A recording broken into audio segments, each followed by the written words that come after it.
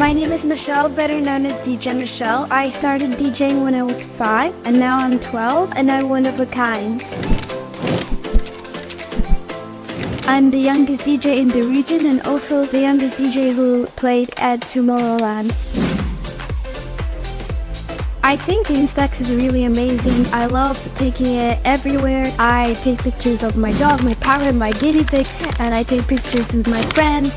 And I love everything about it, especially the sports mode. I think it's just a really cool product. So I started writing my book when I was 9. I competed in DMC, which is basically like the Olympics but for DJs. And I got a lot of interviews, and Blackstone Publishing reached out and asked if I would love to write a book. And I was like, yes, totally. It was released 1 year ago, and I'm so happy to have the opportunity to become an author as well as a DJ. So this advice is in general for everybody. It's to never give up, always follow your dreams, always believe in yourself, because if you don't believe in yourself, then everybody else's opinion doesn't really matter. And always do what you love and just be yourself.